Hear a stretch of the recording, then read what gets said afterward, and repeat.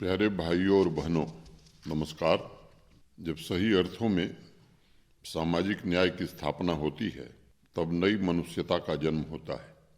जब नई मनुष्यता का जन्म होता है तब समाज में समता की नीति का निर्माण भी होता है। यह सच्चाई है कि कोई भी समाज बिना नीति के प्रगति नहीं कर सकता। इसलिए भविष्य उन्मुख समाज हमेशा नैतिक चिंतन पर बल देता है। माननीय प्रधानमंत्री श्री नरेंद्र मोदी जी का मूल मंत्र सबका साथ, सबका विकास, सबका विश्वास और सबका प्रयास इसी नैतिक चिंतन पर आधारित है। लगभग 10 वर्षों से माननीय प्रधानमंत्री जी ने विकास के अखंड प्रवाह को कायम रखा है। उन्होंने वंचित वर्गों के जीवन स्तर को ऊपर उठाने तथा असंतुलित विकास को पूरी तरह समाप्त करने के लिए आवश्यक नीतिगत परिवर्तन भी किए हैं। अनुच्छेद 370 समाप्त करके माननीय प्रधानमंत्री जी ने दशकों से वंचित समुदाय को मुख्य धारा से जोड़ने का काम किया। अभी हाल ही में समावेशी विकास के लिए ऐतिहासिक कदम उठाते हुए उन्होंने पहाड़ी, पाडरी जनजाति, कोली और गद्दा को अनुसूचित जनजाति का दर्जा प्रदान कर उन्हें सशक्त बनाने का मार्ग प्रशस्त किया है।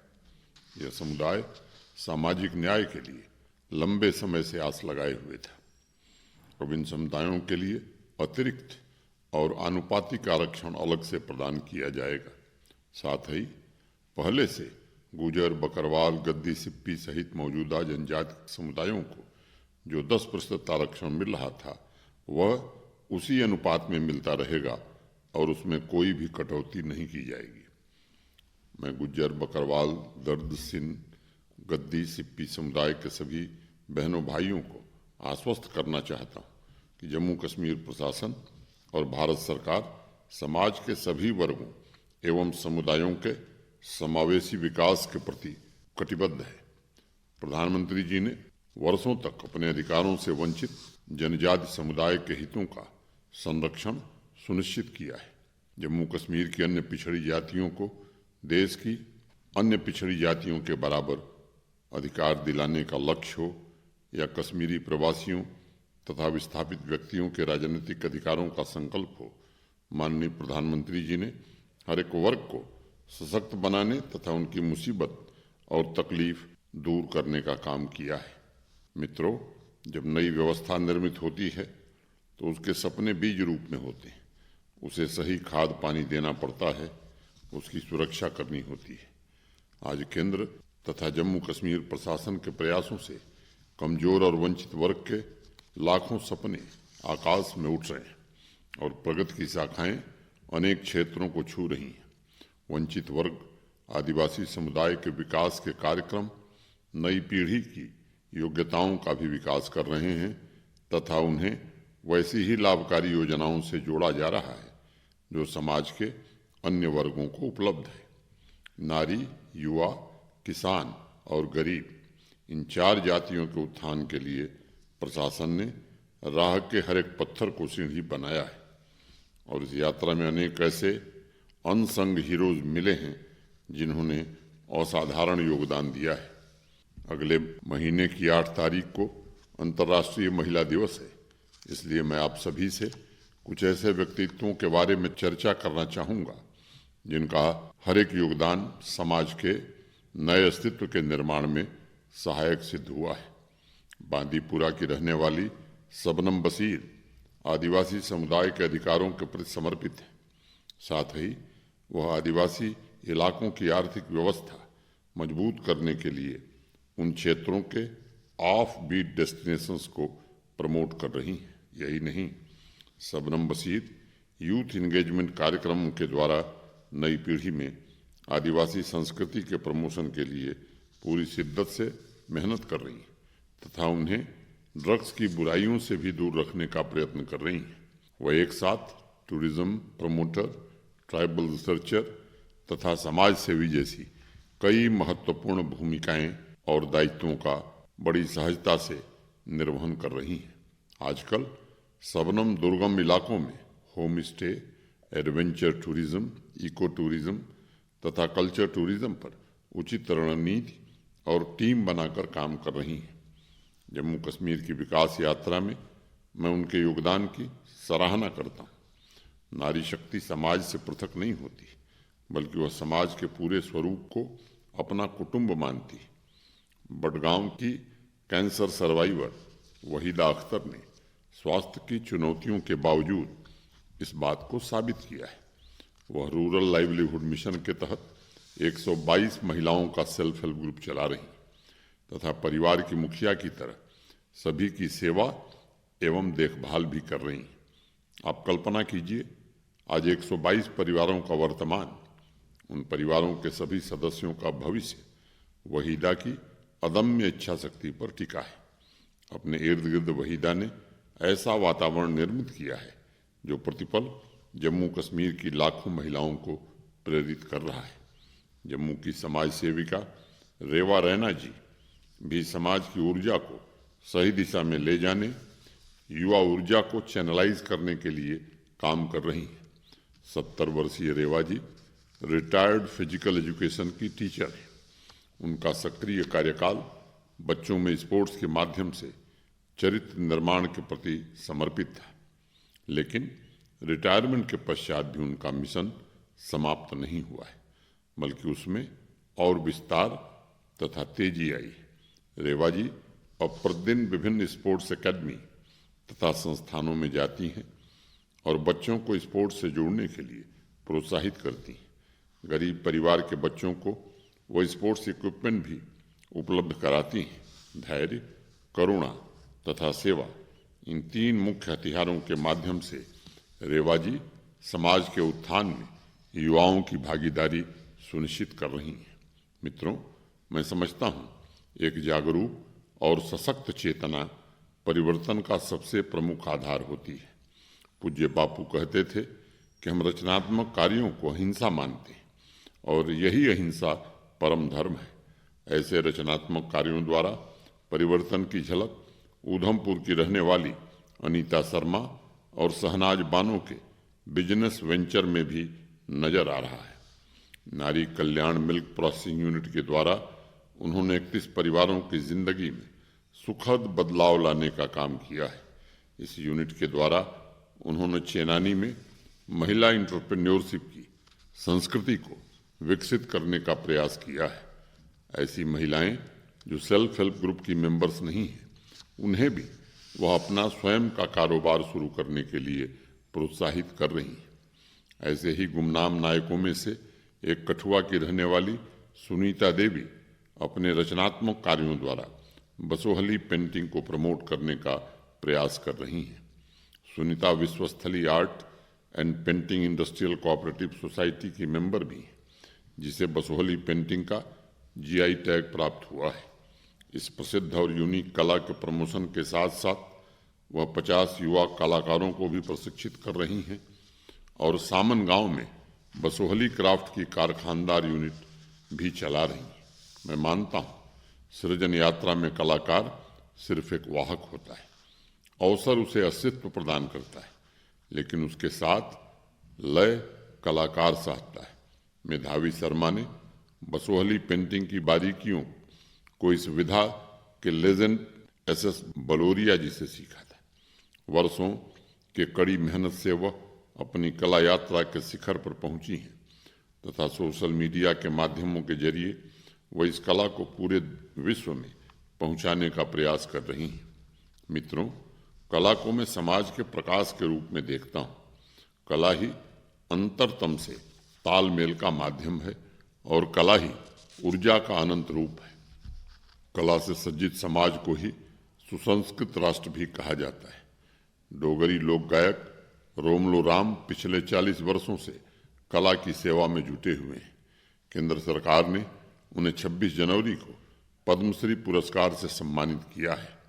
उनकी अगली पीढ़ी भी डोगरी लोक संगीत की विरासत को संरक्षित करने में जुटी है। रोमलो राम की बेटी सरस भारती अब डोगरी लोक संगीत को राष्ट्रीय तथा अंतर्राष्ट्रीय मंच पर स्थापित करने का प्रयास कर रही हैं। श्रीनगर के 72 वर्षीय मास्टर शिल्पकार गुलाम नबी डार को भी इस वर्ष के पद्मश्री पुरस्कार से सम्मानित किया गया है। वॉलनट की लकड़ी पर कला के जीवन स्वरूप को उकेरने वाले गुलाम नबी ने अपना पूरा जीवन इस अनोखी विधा को संरक्षित करने में समर्पित कर दिया। मैं रोमलो राम तथा गुलाम नबी डार को बहुत बहुत बधाई एवं शुभकामनाएं देता हूँ। इन दोनों कलाकारों की तपस्या, उनकी सृजनात्मक यात्रा समाज के लिए हितकारी हो, मैं ऐसी कामना करता हूँ। इन कलाकारों का सहयोग करने, उनकी कला के प्रमोशन के लिए समाज को भी आगे आने की आवश्यकता है। मुझे स्मरण है, डोगरी साहित्य के इतिहास में ठाकुर रघुनाथ सिंह जी का अनेकों बार जिक्र आता है। उनका जन्म 1885 में सांबा में हुआ था। एक प्रखर राष्ट्रवादी विचारक लेखक के रूप में उन्होंने मातृभाषा, कला और संस्कृति के प्रमोशन में अतुलनीय योगदान दिया था। एक अवसर पर समाज को खरी खोटी सुनाते हुए उन्होंने लिखा था, कवि रतन गली बिच रुलदा बेकदरे दे मुहल्ले, रंग सकल गुण परखन किया अकल नई जिंदे पल्ले। जिनमें गुणों को पहचानने की क्षमता नहीं, वे सौंदर्य, गुण तथा विवेक की परख भला कैसे कर सकते हैं। ठाकुर रघुनाथ सिंह जी ने समाज में कला संस्कृति के संस्कारों पर बल दिया, क्योंकि बिना सृजन के सृष्टि का कोई मोल नहीं है। संगीत, नृत्य, चित्र, गीत, काव्य, साहित्य सृजन की चाहे जो भी विधा हो, उसके संस्कार के बीज समाज में निरंतर बोते रहिए, क्योंकि कला के अंकुर ही समाज में शांति और सुख को अस्थायी स्वरूप दे सकते हैं। मित्रों, बारामूला जिला आज जम्मू कश्मीर का मशरूम हब बनने की तरफ अग्रसर है। इस विकास यात्रा में अनेक किसान भाइयों ने योगदान दिया है, लेकिन इस ट्रांसफॉर्मेशन में माताओं, बहनों, बेटियों की भूमिका भी कम महत्वपूर्ण नहीं है। ऐसी ही एक बारामूला की बेटी नाजिश रशीद हैं, जो कि पोस्ट ग्रेजुएट हैं, आज जिले की प्रमुख मशरूम कल्टीवेटर हैं। नाजिश ज़्यादा से ज़्यादा युवाओं को खेती से जोड़ने का प्रयास कर रही हैं और वह उन्हें मशरूम कल्टीवेशन के लिए यूनिट स्थापित करने, सब्सिडी प्राप्त करने के पूरे प्रोसेस के लिए गाइड भी कर रही हैं। गांदरबल की महबूबा अख्तर ने अपने गांव में पॉली ग्रीन हाउस रेवोल्यूशन शुरू किया है।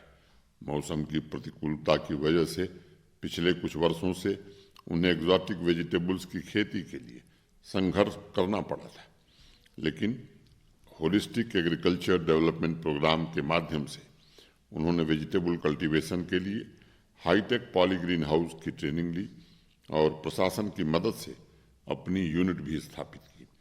आज उनकी एक यूनिट से गांदरबल की सैकड़ों महिलाओं को प्रेरणा मिल रही है और वह किसान साथी पोर्टल के माध्यम से इस योजना से जुड़ी हैं।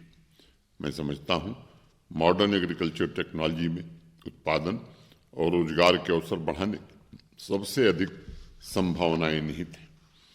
पॉली ग्रीन हाउस जैसी पहल से व्यावसायिक हित भी सुरक्षित रहेंगे और साथ ही Jammu Kashmir exotic vegetables market में अपनी उचित जगह भी बना सकेगा। इंसान अगर हिम्मत न हारे तो देर हो सकती है, लेकिन उनके सपने अवश्य पूरे होते हैं। इसीलिए कहा जाता है कि जिंदगी का सारा विकास दृढ़ता और धैर्य पर टिका हुआ है। सांबा की रहने वाली लक्ष्मी ने कई वर्षों से एंटरप्रेन्योर बनने के सपने पाल रखे थे। 55 वर्ष की उम्र में अब आकर उनका सपना साकार हुआ है। वह निरंतर समाज में अन्य महिलाओं को अर्थव्यवस्था में हो रहे परिवर्तन के अनुरूप कार्य करने के लिए प्रेरित कर रही हैं और एक जिम्मेदार नागरिक की भूमिका का निर्वहन भी कर रही हैं। आज अपनी यूनिट के माध्यम से लक्ष्मी ने 15 अन्य लोगों को रोजगार के अवसर भी उपलब्ध कराए हैं। मित्रों, विमेन एंटरप्रेन्योर्स आत्मनिर्भरता के साथ आगे बढ़ें, इसके लिए जम्मू कश्मीर प्रशासन ने अनेक नीतिगत निर्णय लिए हैं और लगातार ट्रेनिंग तथा आर्थिक सहायता प्राप्त करने के लिए उन्हें प्रोत्साहित भी किया जा रहा है। एक समय था जब विमेन एंटरप्रेन्योर्स का कार्यक्षेत्र घरेलू और कुटीर उद्योगों तक सीमित था, लेकिन आज वो आईटी कंपनीज, फार्मा कंपनीज को लीड कर रही हैं। जम्मू कश्मीर में अभी हाल ही में 3.5 लाख महिलाओं ने प्रोग्रेसिव फार्मिंग की ट्रेनिंग ली है। 87,541 ऑपरेशनल सेल्फ हेल्प ग्रुप्स विभिन्न सेक्टर्स में काम कर रहे हैं और 10 फरवरी 2024 के लेटेस्ट आंकड़ों के मुताबिक कुल 7.5 लाख से ज़्यादा महिलाएं इससे जुड़ी हुई। आज वोकल फॉर लोकल अभियान का नेतृत्व भी विमेन एंटरप्रेन्योर्स कर रही और प्रगति के हमसफर के रूप में वह समाज एवं राष्ट्र को सशक्त बना रही। नारी शक्ति की अभूतपूर्व उपलब्धियों को देखकर मेरे मन में आशा जगती है कि जिस अडिग और अदम्य साहस के साथ उन्होंने समाज को नई शक्ति प्रदान की है, उससे अमृतकाल की यात्रा को जरूर बल मिलेगा और आत्मनिर्भरता की नींव पर विकसित भारत का निर्माण भी होगा। इसके लिए समाज के सभी व्यक्तियों को सोच, आस्था, संकल्प के साथ कर्म का तारतम्य भी बैठाना होगा। स्वामी विवेकानंद जी ने एक बार अपने प्रवचन में कहानी सुनाई थी। उस प्रवचन का सार था कि आस्था पहाड़ों को भी हिला सकती है। एक नौजवान ने वो प्रवचन सुना। उसका घर पहाड़ की तलहटी में बसा था। अपने घर पर जाकर उस नौजवान ने खिड़की खोली और कहा कि मैंने अपनी आस्था मजबूत कर ली है, मेरे मन में आस्था गहरी हो गई, अब बस यह पहाड़ हट जाना चाहिए। उसने 2-3 बार ये बात कही और फिर 2 मिनट के लिए आंखें बंद कर ली। जब उसने आंख खोली तो देखा कि पहाड़ जस का तस खड़ा है। यही होता है जब सोच और कर्म में कोई सामंजस्य न हो। आस्था के साथ साथ अपने लक्ष्य को प्राप्त करने के लिए कर्म भी करने होंगे, तभी हर मुश्किल से मुश्किल कार्य किया जा सकता है। अब समय आ गया है कि हमारी सोच, हमारे कर्म सकारात्मक रूप से सामाजिक, आर्थिक और सांस्कृतिक जीवन को प्रभावित करें। अगर हर एक हाथ और हर एक मन में नई सोच और नए लक्ष्य का तारतम्य हो तब विकास सर्वांगीण, सर्वस्पर्शी और समावेशी होगा तथा समाज में विविधता को पोषित करते हुए हम नए अवसरों एवं नए संकल्पों की सिद्धि कर सकेंगे। श्रीनगर से डॉक्टर सैयद सैलीन ने विमेन हेल्थ एंड वेलबींग के संबंध में मुझे एक पत्र भेजा है। डॉक्टर सैयद ने लिखा है कि डिपार्टमेंट ऑफ हेल्थ सभी इंस्टीट्यूशंस के साथ मिलकर महिलाओं के स्वास्थ्य की मुख्य चिंताओं के बारे में अवेयरनेस कैंपेन चलाए। उनका कहना है कि अवेयरनेस कैंपेन पहला स्टेप है। दूसरा स्टेप यह होना चाहिए कि सभी पब्लिक और प्राइवेट इंस्टीट्यूशंस में महिलाओं का रेगुलर हेल्थ चेकअप, स्क्रीनिंग तथा वैक्सीनेशन अनिवार्य कर दिया जाना चाहिए। डॉक्टर सैयद ने आगे लिखा है कि इसके साथ ही सभी पब्लिक और प्राइवेट इंस्टीट्यूशंस में वर्क प्लेस वेलनेस प्रोग्राम शुरू किया जाना चाहिए जो महिलाओं की स्वास्थ्य रक्षा का इंटीग्रेटेड प्लेटफॉर्म साबित हो सकता है। उन्होंने महिलाओं में मेंटल हेल्थ के संबंध में भी एक सुझाव भेजा है। डॉक्टर सैयद का कहना है कि मेंटल हेल्थ को लेकर समाज में एक गलत धारणा है जिसे दूर करने की आवश्यकता है। रिमोट एरिया में मोबाइल हेल्थ क्लिनिक या डिजिटल इंटरवेंशन के माध्यम से मेंटल हेल्थ पर खुलकर चर्चा की जानी चाहिए ताकि सही समय पर सलाह और उपचार महिलाओं को उपलब्ध हो सके। उन्होंने विशेष रूप से इस बात पर बल दिया है कि मेंटल हेल्थ की चुनौतियों का सामना कर रहे इंसान को समाज से अलग नहीं करना चाहिए बल्कि उसे सहायता समूहों के साथ जोड़ना चाहिए। डॉक्टर सैयद सैलीन, आपके सुझावों के लिए बहुत बहुत शुक्रिया। समाज के सभी वर्ग, चाहे वह महिला हो, पुरुष हो या नौजवान हो, उन तक मेंटल हेल्थ से संबंधित सभी सुविधाएं और संसाधन पहुंचे, इसके लिए प्रशासन पूरी तरह से प्रतिबद्ध है। मैंने नवंबर 2022 में इस व्यवस्था को समावेशी बनाने के लिए टेली मानस लॉन्च किया था। इसके तहत एक 24/7 यूटी लेवल सेल स्थापित की गई है जिसका प्रयास हर एक जरूरतमंद तक पहुंचना है। 1 वर्ष के भीतर लगभग 33,000 नागरिकों को सलाह एवं उपचार उपलब्ध कराया गया है। मैं सभी नागरिकों को बताना चाहता हूं कि पिछले वर्ष जुलाई में एक टेले मानस चैटबॉट भी लॉन्च किया गया था जिससे मेंटल हेल्थ सर्विस की एक्सेसिबिलिटी सशक्त हो सके और ड्रग अब्यूज से कारगर तरीके से निपटने में भी इस टेक्नोलॉजी से काफ़ी मदद मिल रही है। इस चैटबॉट को कोई भी जरूरतमंद नागरिक अपने मोबाइल फोन पर डाउनलोड कर सकता है और विशेषज्ञों से सलाह ले सकता है। प्रशासन पूरी शिद्दत से प्रयास कर रहा है कि निमहंस बेंगलोर के साथ साइन किए गए एमओयू के द्वारा मेंटल हेल्थ सर्विसेज को और बेहतर बनाया जाए। मेडिकल ऑफिसर्स तथा नर्सिंग स्टाफ की रेगुलर ट्रेनिंग और कैपेसिटी बिल्डिंग भी की जाए। मुझे डॉक्टर सैयद का वर्क प्लेस वेलनेस प्रोग्राम और मैंडेटरी रेगुलर हेल्थ चेकअप का सुझाव अच्छा और दिलचस्प लगा है। मैं डिपार्टमेंट ऑफ हेल्थ को इस अभियान का नेतृत्व करते हुए अन्य सभी संबंधित संस्थानों के साथ मिलकर के योजना बनाने का जरूर निर्देश दूंगा। रियासी से प्रिया वर्मा तथा पुलवामा से इंसा मंजूर ने विमेन सेफ्टी के संबंध में मुझे कुछ सुझाव भेजे।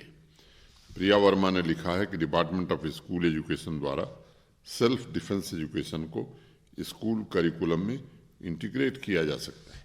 उनका कहना है कि डिप्टी कमिश्नर्स जिलों के सभी पब्लिक स्पेस तथा ट्रांसपोर्टेशन हब की स्वयं मॉनिटरिंग, उनका सेफ्टी ऑडिट करें और अगर वहाँ महिलाओं की सुरक्षा से संबंधित कोई कमियां या खामियां नजर आती हैं तो उन्हें दूर करें। प्रिया, आपके दोनों सुझाव सराहनीय हैं और मैं इस संबंध में आवश्यक निर्देश जरूर दूंगा।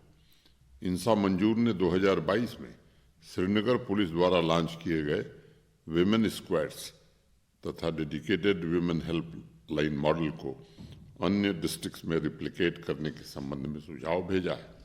उन्होंने लिखा है कि मल्टीपल स्टेक होल्डर्स की भागीदारी और उनके बीच सीमलेस कोऑर्डिनेशन से महिला सुरक्षा तंत्र को और अधिक मजबूत बनाया जा सकता है।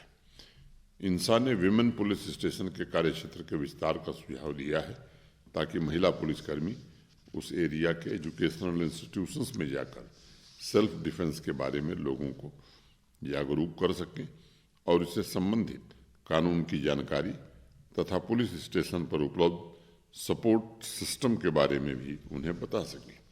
इंसा, मैं आपके इन सुझावों का स्वागत करता हूं और इस पर उचित कार्रवाई हो इसका निर्देश दूंगा।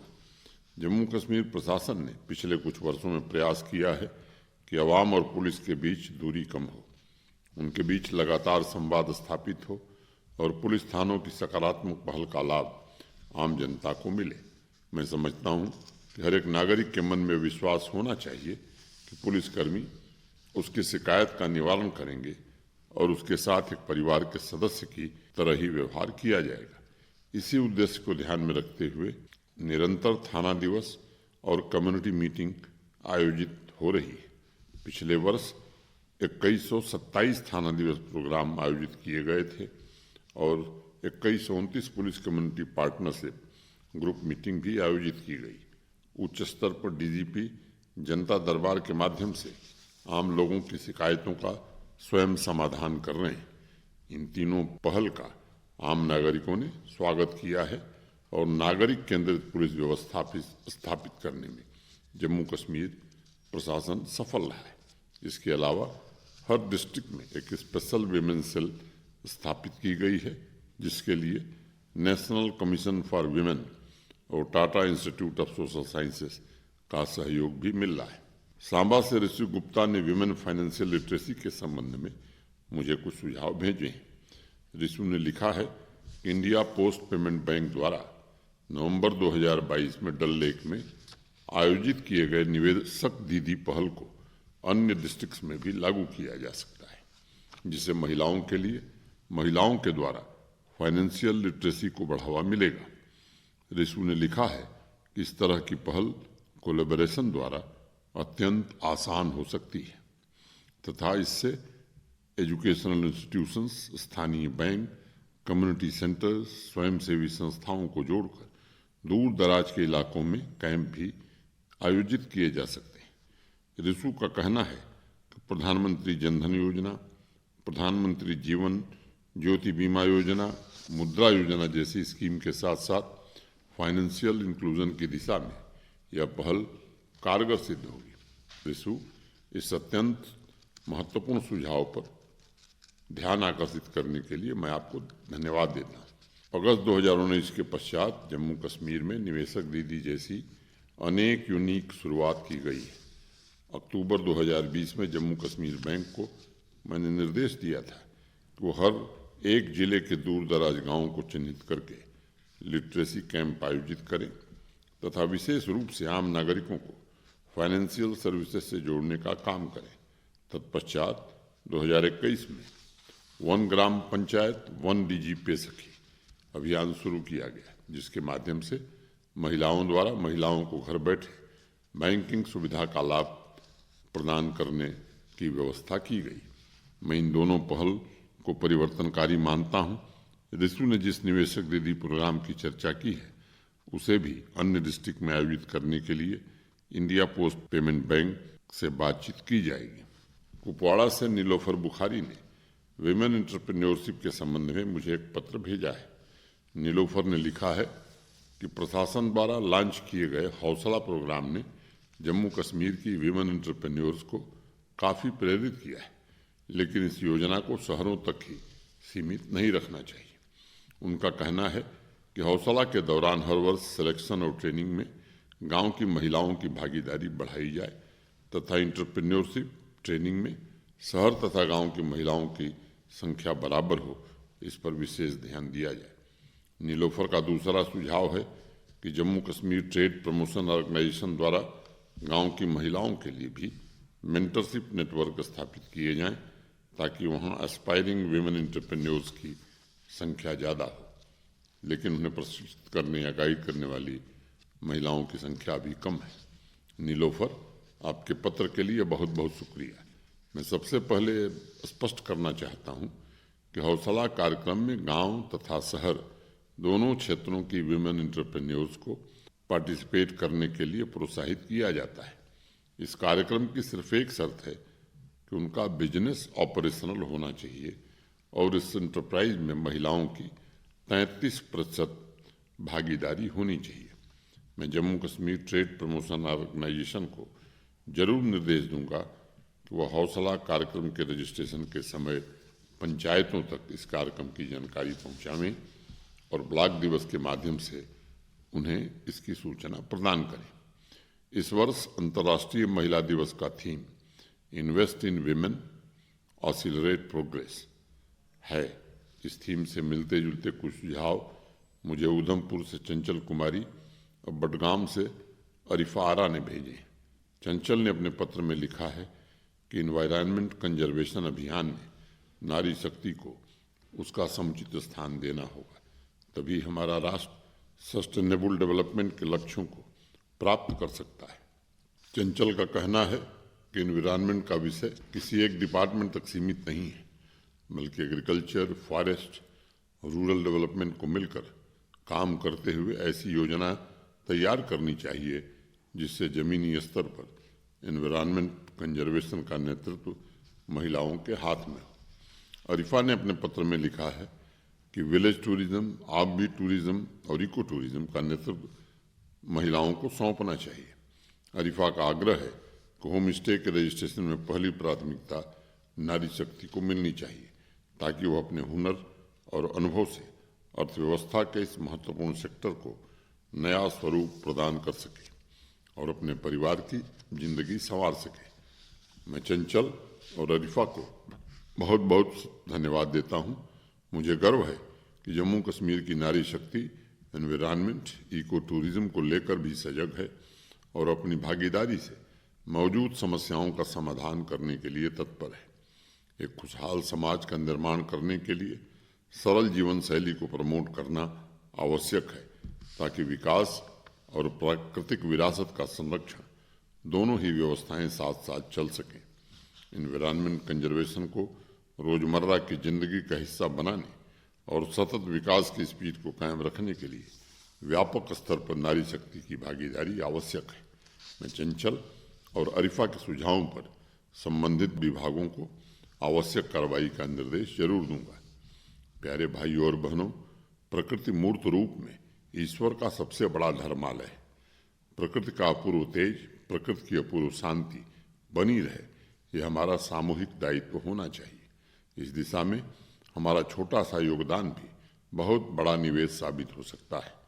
मैं नारी शक्ति को भी उनके संकल्प और सृजन की दृढ़ इच्छा शक्ति के लिए नमन करता हूँ। कदम से कदम मिलाकर सभी नागरिक अपने निहित कर्तव्यों का पालन करें, ऐसी मैं कामना करता हूँ। धन्यवाद। जय हिंद।